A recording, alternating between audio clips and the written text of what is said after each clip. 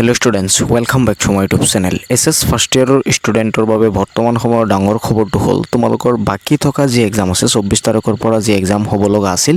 সেই সকলোবোৰ এক্সাম ইতিমধ্যে কেনসেল কৰি দিছে বোৰ্ডে মই সন্ধিয়া সময়ত যেটো ভিডিও দিছিলো সেই ভিডিওত কৈছিলো যে মুখ্যমন্ত্ৰী গৰাকীয়ে তোমালোকৰ ইকোনমিক্সৰ কোৱেশ্চন পেপাৰটো মানে লিক হোৱাৰ পাছতেও কৈছিল যে বোৰ্ডে সিদ্ধান্ত লৈ আছে পৰৱৰ্তী সময়ত কি কৰিব হেতু বোৰ্ডে জনাব আৰু বোৰ্ডে ইতিমধ্যে নটিফিকেশন জাৰি কৰিছে যে 24 তাৰিখৰ পৰা তোমালোকৰ যি এক্সাম হ'ব লগা আছিল সেই সকলোবোৰ এক্সাম কেনসেল কৰা হৈছে আৰ্টছৰে হোক সায়েন্সৰে হোক কমাৰ্চৰে হোক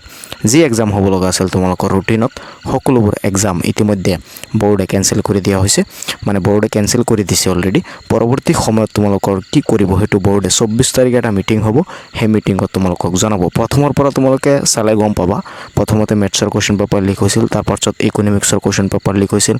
এতিয়া 24 তাৰিখৰ পৰা যি এক্সাম আছে সকলোবোৰ এক্সাম কেনসেল কৰি দিয়া হৈছে পৰৱৰ্তী সময়ত হ'ব পাৰে এনেকুৱা যে তোমালোকৰ বাকি যি এক্সাম আছে এক্সাম আৰু নাপাতে সকলোবোৰ ষ্টুডেন্টে কৈ পাস কৰাই দিব পাৰে পৰৱৰ্তী সময়ত 24 তাৰিখে যিখন মিটিং হ'ব সেই মিটিংত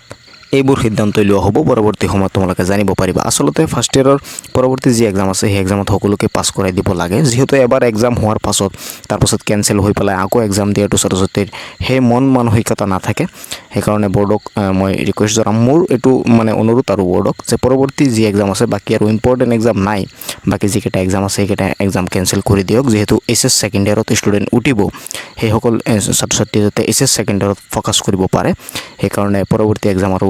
মানে পাতিব নালাগে বুলি মই বোৰ্ডক অনুৰোধ জনাম মোৰ এটো মতামত দিছৰ বোৰ্ডে কি কৰে হেতু পৰৱৰ্তী সময়ত বোৰ্ডে নিশ্চয় তোমালোকক জনাব